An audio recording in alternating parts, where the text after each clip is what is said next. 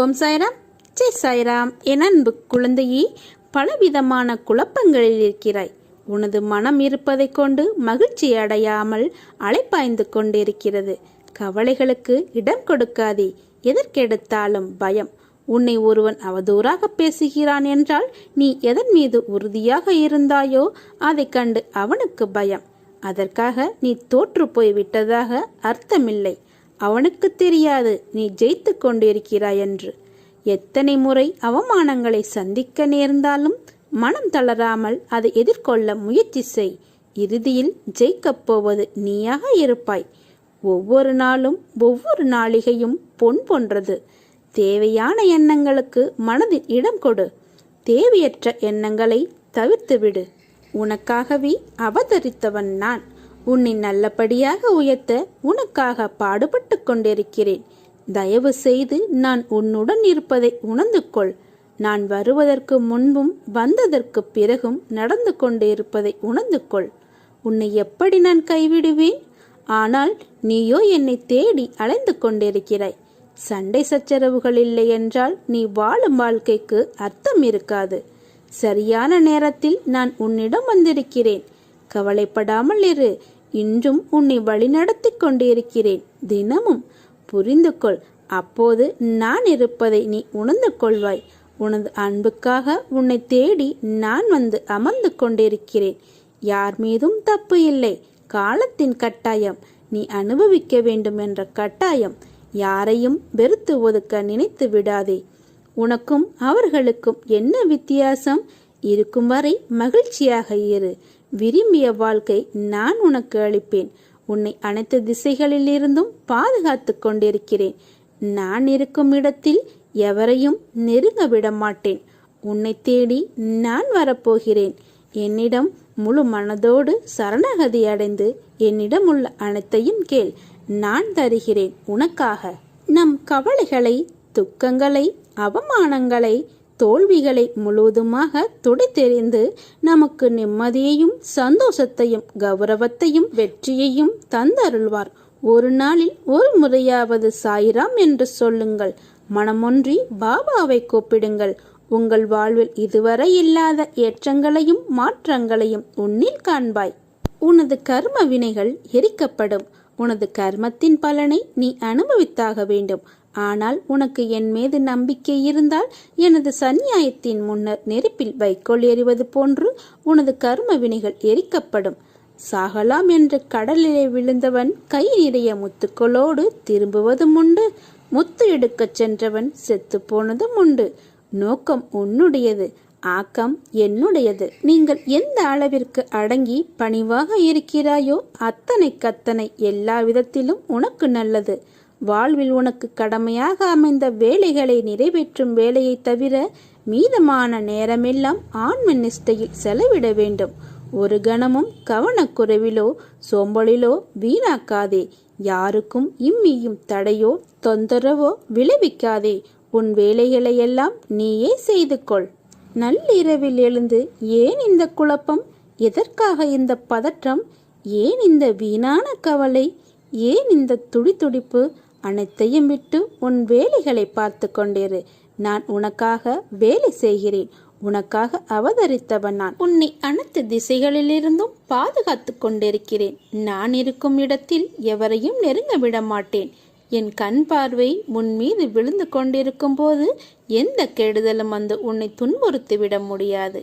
என் கண்ணிலிருந்து வரும் அருட்கதிரால் நீ பாதுகாக்கப்படுகிறாய். அதனால் கவலையை விடு. எப்படி என் வேண்டுகோள்கள் எல்லாம் இப்படி நிறைவேறியது என விரைவில் நீ ஆச்சரியப்பட போகிறாய். மானுடர்களுக்கு விதிக்கப்பட்ட செயல் ஒன்று இருக்கிறது. முக்தன் ஆவதற்கு மானிடருக்கு மாத்திரமே அவகாசம் உள்ளது. கர்ம பந்தங்களிலிருந்து முக்தி அடைவதற்காகவே நர ஜென்மம் கிடைத்துள்ளது. ஞானம் பெறுதலே மனித ஜென்மத்தின் குறிக்கோள். அது தவிர மற்றது எதாயினும் அது முக்கியமற்றது.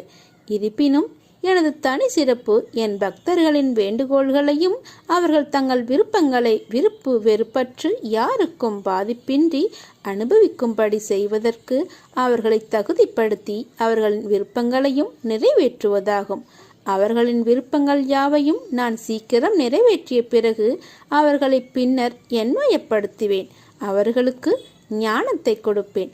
அசாத்தியமெல்லாமே எனக்கு சாத்தியமே. அப்படி இருக்க உன் சாத்தியமான கோரிக்கைகள் எனக்கு எம்மாத்திரம்? கவலையை விடு, எல்லாம் நல்லதே நடக்கும். அன்னதானத்தின் மகத்துவம் பற்றி பாபா சொன்னது. மிக கடும் தோஷங்களையும் குறைக்கும் மகத்தான சக்தி அன்னதானத்திற்கு உண்டு. அன்னதானம் ஒருவரின் பசியை போக்குவது எவ்வளவு புண்ணியம் வாய்ந்த செயல் என்று பகவானே சொல்லியிருக்கிறார். இதை கேட்கும்போது நம் கண்களில் ஆனந்த கண்ணீர் பெருகும். அப்போது நம் பாபா நம்முடன் இருப்பதை நீங்கள் உணர்ந்து கொள்வீர்கள். அன்னதானம் செய்யும் இடத்தில் அருளும் அன்பும் தலை தோங்கும். தர்ம தேவதை அவ்விடத்தில் நித்திய வாசம் செய்யும். கல்வி, செல்வம், ஞானம், மகிழ்ச்சி என அனைத்து நன்மைகளும் கிடைக்கும் என்று நம்மை பாதுகாத்து துணை நிற்கும். அன்னமிட்டு புண்ணியம் செய்பவர்கள் அரசாங்கத்தால் மதிக்கப்படுவர். அவர்களின் வயலில் விளைச்சல் அதிகரிக்கும். வியாபாரம் தடையின்றி நடந்து பெரும் லாபம் கிடைக்கும். அவர்கள் வீட்டில் திருட்டே நடக்காது. விரோதிகளினால் சிறிதும் பயம் ஏற்படாது. பசித்தவர்களுக்கு உணவிட்டவனை கோடைக்கால சூரியன் கூட வருத்த மாட்டான். வெம்மை மிக்க மணலும் வருத்தாது. மழை, நெருப்பு, காற்று என்று பஞ்சபூதங்களாலும் சிறு தீங்கும் உண்டாகாது. பசி நீக்கினால் உள்ளம் குளிரும், சித்தம் தெளியும், அகமும் முகமும் மலரும், உள்ளும் புறமும் களை உண்டாகும். கடவுள் நம்பிக்கை துளிர்விடும், தத்துவம் தலைக்க துவங்கும். பசி என்பது ஏழைகளின் உடலில் பற்றி எரியும் நெருப்பு. அறிவாகிய விளக்கை அணைக்க முயலும் விஷக்காற்று, பாய்ந்து கொள்ள பார்க்கும் புலி, உச்சு முதல் பாதம் வரை பாய்ந்து பரவும் விஷம். பசித்த உயிர்களுக்கு உணவளித்தும் உயிர் கருணை செய்தும் ஜீவகாருண்ய நெறியை பின்பற்றினால் தனி பெருங்கருணையோடு விளங்கும் அருட்பெருஞ்சோதியாக ஆண்டவரின் அருளுக்கு நாம் பாத்திரமாகலாம். உண்மையான அன்புடன் ஒளி வடிவில் அவரை வழிபாடு செய்ய வேண்டும். தெய்வ வழிபாட்டில் ஜீவ இம்சைக்கோ உயிர் பலிக்கோ சிறிதும் இடமில்லை. அன்பு நெறியில் அமையும் வழிபாடே உயர்ந்த வழிபாடாகும். மனிதன் வேற்று நாட்டினிடத்தும் வேற்று மதத்தினரிடத்தும் மட்டுமின்றி உயிர்கள் அனைத்தின் மீதும் அன்பு கொள்ள வேண்டும். இதுவே ஜீவ காருண்ய ஒழுக்கமாகும். எந்த நேர உணவிலும் எந்த வகையிலும் மாமிசம் சேர்த்து கொள்ளக்கூடாது. எப்படிப்பட்ட உணவாக இருந்தாலும் குறைத்தே சாப்பிட வேண்டும். பசி எடுக்கவில்லை என்றால் உணவு எடுத்து கொள்ளக்கூடாது. ஆனால் இந்த காலகட்டத்தில் வீதியோரங்களில், ஆலய முன்றங்களில், பெரிய கோவில்களில் முன்னால் பசியால் வாடும் உயிர்களுக்கு, சாதுகளுக்கு, பிச்சைக்காரர்களுக்கு திருவண்ணாமலையில் நாம் அளிக்கும் உணவு கோடி கோடி மடங்கு நம் குலத்துக்கு புண்ணியமாக வருகிறது. அதனால் அன்னதானம் செய்ய நினைப்பவர்கள் இது போன்ற நாடே முடக்கப்பட்ட நிலையில் பசியால் வாடுபவர்களுக்கு அன்னதான திட்டத்திற்கு உதவி செய்தால் கூட போதுமானது. அல்லது அனாதை முதியோர் காப்பகங்களுக்கு நன்கொடை அளிக்கலாம். அல்லது பசுவிற்கு வாழைப்பழம் அல்லது அகத்திக்கீரை வாங்கி கொடுக்கலாம். இப்படி வாய்ப்பு கிடைக்கும் போதெல்லாம் அன்னதானம் செய்து வர அவரவர் ஜாதகத்தில் உள்ள தோஷங்கள் படிப்படியாக குறைந்து புண்ணிய பலன்கள் அதிகரிக்கும். வாழ்க்கையில் முன்னேற்றமும் கிடைக்கும். மனசும் வயிறும் குளிர கிடைக்கும். அந்த ஜீவன்களின் வாழ்த்து நம் புண்ணிய பலன்களின் தட்டை கனப்படுத்தி பாவ பலன்களின் தட்டை லேசாக்குகிறது. நிஜமாகவே பசிக்கு துடித்து கொண்டிருக்கும் ஜீவன் உங்கள் முன் கையேந்தும் போது இறைவன் உங்களை சோதிக்கிறான் என்பதை மனதில் நிறுத்திக் கொள்ளுங்கள். அந்த நேரத்தில் உங்களால் உதவ முடிந்த சூழல் இருந்தும் முகத்தை திருப்பிக் கொண்டு சென்றால் அது நமக்கு புண்ணியம் கிடைக்கவிருக்கும் ஒரு வாய்ப்பை தவிர்ப்பதற்கு சமம். நம் வீட்டில் ஏதாவது விசேஷம் விருந்து என்றால் கூடியிருக்கும் விருந்தினர்களை மட்டும் கவனித்து பசிக்கு துடிக்கும் எளியவர்களை துரத்தி அடிப்பது கொடிய பாவம். அதுபோன்று வருபவர்களுக்கு சபையில் வைத்து உணவளிக்கவில்லை எனினும் தனியாக அவர்களுக்கு கொடுத்து அனுப்ப முயற்சிக்க வேண்டும்.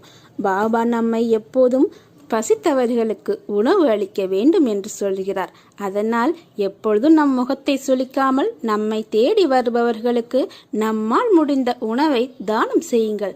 நம் குடும்பமே விருட்சமாக வளரும், நல்லதே நடக்கும். குழந்தையே, கலியுகத்தில் கேட்டவருக்கு கேட்ட வரத்தை உடனே அளிக்கும் வள்ளலாக திகழும் சீரடி பாபாவை ஒரு முறை நினைத்தாலே போதும், 9 தலைமுறையில் செய்த பாவங்கள் அனைத்தும் தீரும். சீரடியே உலகின் அழகிய புனித தலம், ஸ்ரீ சாய்பாபா அவதரித்த அருளிய தலம், கல்பத்தருணுவின் பேறு பெற்ற வேப்ப மரம், அதன் மடியில் அமர்ந்தாரே இறைவனின் வரம். 16 வயதே நிரம்பிய பாலகனாம், பல சூரிய சந்திரர் சேர்ந்த ஒளி பிளம்பாம், ஞானம் அழகு நிறைந்த ஆண்டவர் மகனாம், நீர் அமர்ந்ததும் கசப்பு வேம்பும் இனிப்பானதாம்.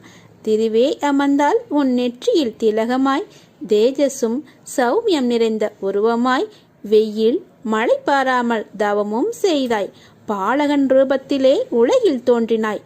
உன் தாய் தந்தை குலம் யாரும் அறியாரே, உலகமே உன் வீடு, இறை என் தாய் என்றாயே. சிலர் மொழிந்தனர் நீ சிவனின் ரூபம், சிலர் அறிந்தனர் ஸ்ரீ விஷ்ணுவின் ரூபம். தத்ராய ரூபமோ ஸ்ரீ ராமனே நீதானா, பீர் அவுளியாவோ பரபிரகமமோ நீதானே. எந்த ரூபமானாலும் நீயே எங்கள் தெய்வமானாய், பக்தனின் இஷ்ட ரூபத்திலே தரிசனமும் அளிப்பாய். எத்தனை எத்தனை லீலைகள் புரிந்தாய், எண்ணற்ற ஏழைகளின் துன்பங்கள் துடைத்தாய். தெவிட்டாத இன்பமென்றோ உந்தன் திருக்கதைதான், கேட்பவரும் திளைப்பாரே. காணில் தேனருவிதான், மத ஜாதி பேதங்களால் அழியும் மானிடம் உய்வுற உறவு பாலம் அமைத்த மகா அவதாரம். சான்பாட்டிலின் குதிரையை தேடி தந்தாய், திருமண வீட்டாரோடு சீரடியை அடைந்தாய். ஆன்மீக தேடலில் அனைவரையும் அழைத்தாய், அருளோடு சேர்த்து அற்புத அனுபவங்களும் தந்தாய். மசூதி தாயாம் துவாரகம்மாயி, அதில் வசித்து பக்தர்களை ரட்சிக்கும் நீ அன்னை அன்றோ. சாயி, திருகரமளித்த ஊதி அது மருந்தாகும், உன் திரு அருட்பார்வை என் துயிரினை போக்கும்.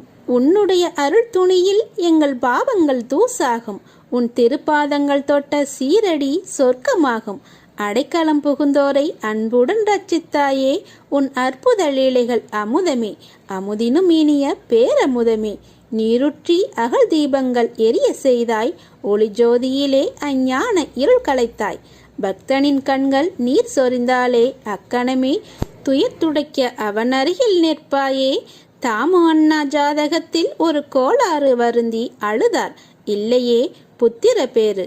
உன் திருவடி அடைந்தார்க்கு இல்லை ஜாதகமே. உன் கையால் மாங்கனிகள் அளித்தாய், தாமு அண்ணாவுக்கு பிறந்தன 2 குழந்தைகள். சந்தானமே விதியையும் மீறுமே, உன் அற்புத அருளுமே. நம்பிக்கையுடன் பக்தன் உன்னை பணிந்திட்டாலே, சிவபக்தன் மேகாவையும் நீ சினந்தாயே. உன்னை முஸ்லிம் என்று பேதம் கொண்டதாலே, பக்தருக்குள்ளே இல்லை ஏற்றத்தாழ்வே. மேகாவுக்கும் நீ இரக்கம் காட்டினாயே, உள்ளேயே அவனை நீ உருமாற்றினாயே. உன்னில் சிவம் கண்டு அவன் இறை அடைந்தானே. கங்கை யமுனையின் நீர் உன் பாதத்தில் சொரிந்தாயே, தாஸ்கனுவின் பிரயாகை தாகம் தனித்தாயே. மசூதியில் அமர்ந்து நீ அளித்தாய் ஞானோபதேசம், பசியுற்றோருக்கு செய்வீர் அன்னதானம். ஏழைகள் மேல் இரக்கம் கொள் என்றாயே, சீரடியின் கல் புல் கூட பேறு பெற்றதே. உன் திருவடி முத்தமிட்டு இறைவனை அடைந்ததே. அப்புள்ளும் கல்லுமாய் நான் இருந்தாலே, உன் திருவடியை என் சிரசேந்தி கழித்திருப்பேனே.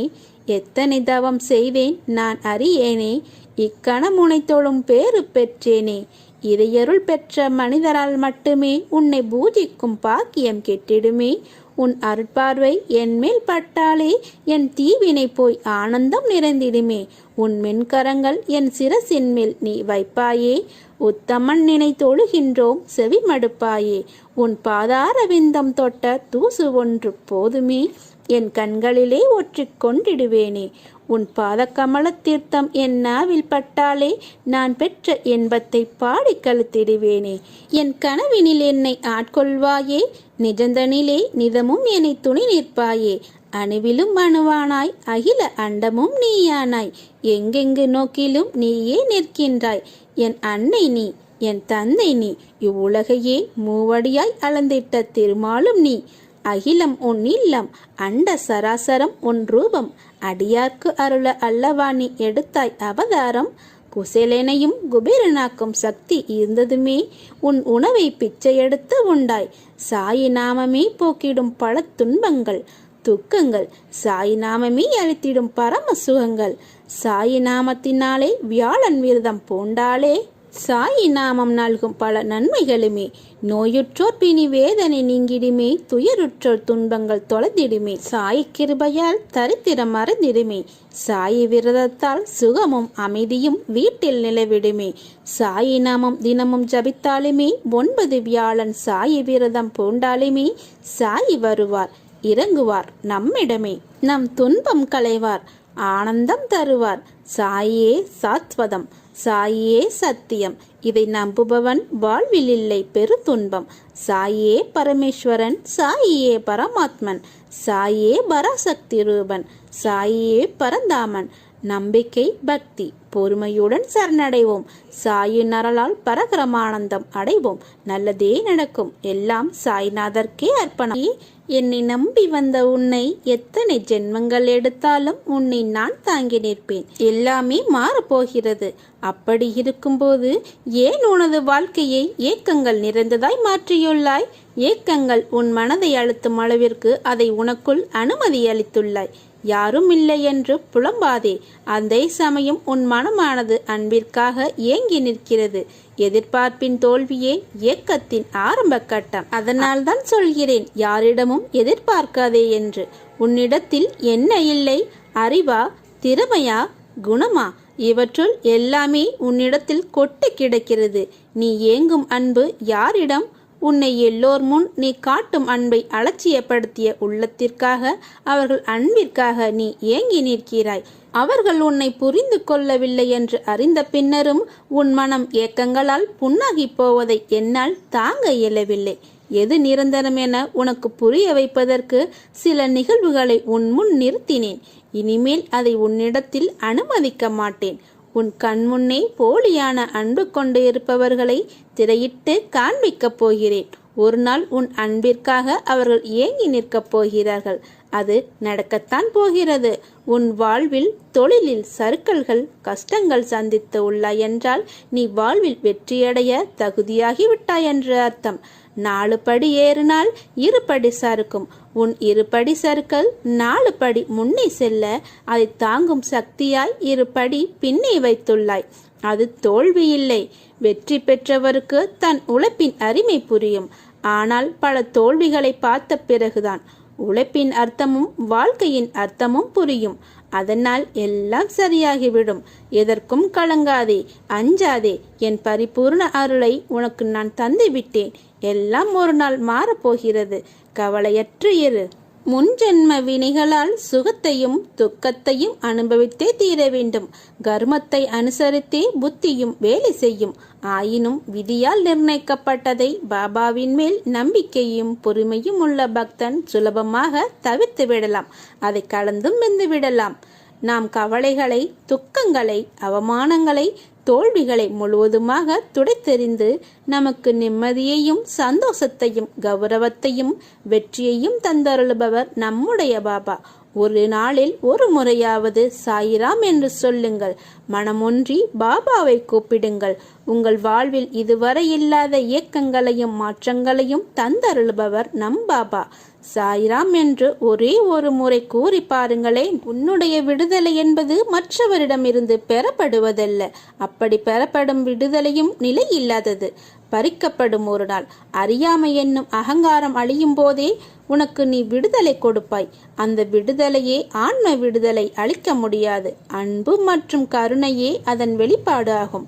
மனதை மேலாண்மை செய்ய கற்றுக்கொள். கடந்த நினைவுகளையும் வரும் கனவுகளையும் கலந்து பதிந்த உணர்ச்சிகளையும் கொண்டு பெறப்படுவது யாதும் துன்பமே. கடந்த நினைவுகளையும் வரும் கனவுகளையும் இணைக்காமல் இருப்பதை இருப்பதாக கொண்டு இயங்கும் இருப்புத்தன்மையே நீ. வெறுப்பு வெறுப்பற்று வாழுங்கள். அனைவரையும் ஏற்றுக்கொள்ளுங்கள். இயற்கையோடு இணைந்து வாழுங்கள். நீங்கள் நீங்களாக இருங்கள். மூலத்தோடு எக்காலமும் தொடர்பு வைத்திருங்கள்.